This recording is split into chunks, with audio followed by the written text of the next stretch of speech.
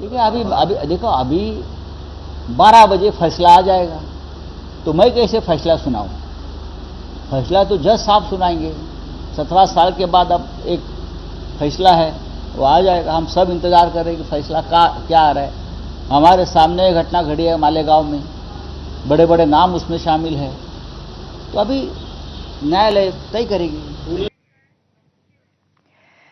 आरोपी सुधाकर द्विवेदींचा वकील रणजित सांगळे यांची प्रतिक्रिया काय तेही पाहूयात।